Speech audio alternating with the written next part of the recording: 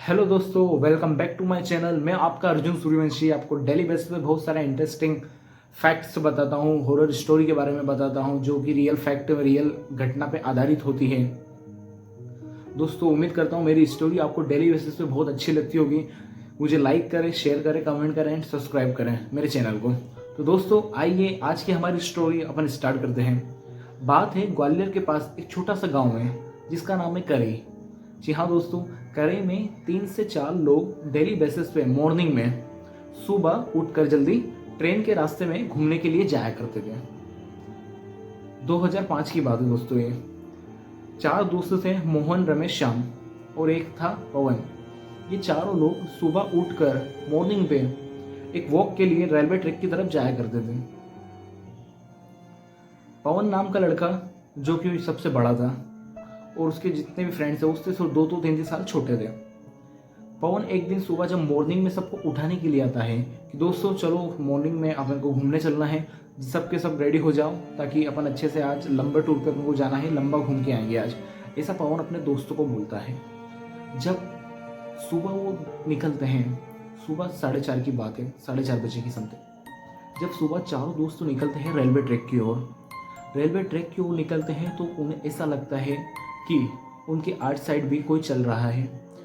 उसी दिन अगली सुबह उस मॉर्निंग में वहीं पर ही 2 लोग ने अपनी जान दे ली थी। उसी रेलवे ट्रैक में नीचे लेटकर अपने हाथ पैर कटवा लिए थे, सुसाइड कर ली थी।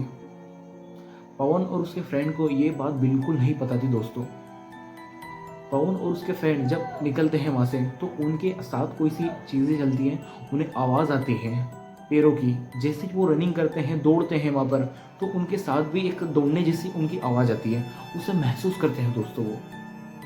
जैसे ही पवन आगे बढ़ाता है, उसके फ्रेंड रमेश, पवन, राकेश, ये सब पैर अपने आगे बढ़ाते हैं तो उन्हें लगता है कि हमारे साथ भी कोई चीज़ चल रही है।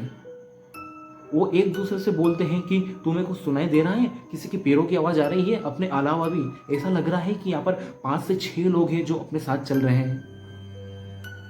पवन बोलता है कि नहीं, मुझे ऐसा महसूस तो नहीं हो रहा है, लेकिन मुझे हल्का सा लग रहा है कि अपने साथ ही कोई और भी चल रहा है।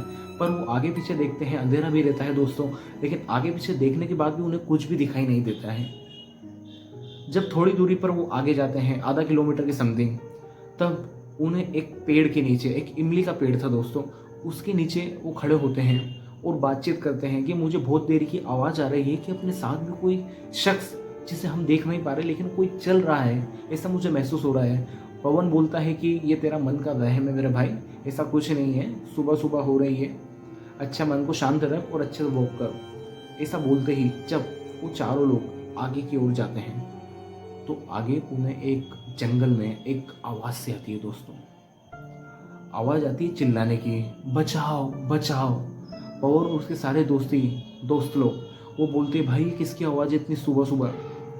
पवन बोलता है हो सकता है कोई मदद के लिए हमें बुला रहा है, या फिर हो सकता है कि कोई हमें फंसाने के लिए बुला रहा है। लेकिन वो इस बात से अनजान थे कि जो 2 लोगों की ट्रेन में मौत हुई थी, ट्रेन में नीचे जो सुसाइड की थी लेट कर पटरी पर, वो उनकी ही आत्मा उन्हें पहुंचा रही थी दोस्तों।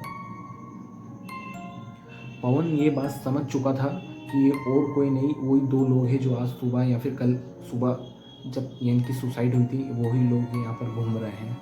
एक ही दिन में ऐसा हुआ।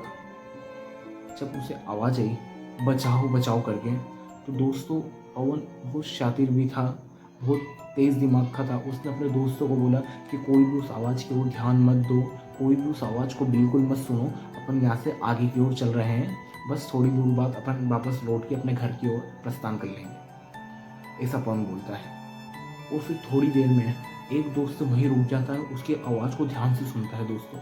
आवाज़ को सुनने के बाद उसके मन में एक ऐसी बात आती है कि वो सोचने में मजबूर हो जाता है कि ये आखिर आवाज़ किसकी है।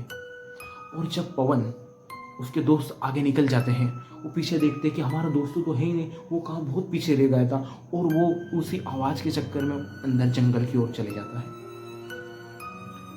उधर से एक ट्रेन आ रही होती है दोस्तों, देहरादून एक्सप्रेस। जी हाँ दोस्तों, देहरादून एक्सप्रेस आ रही होती है।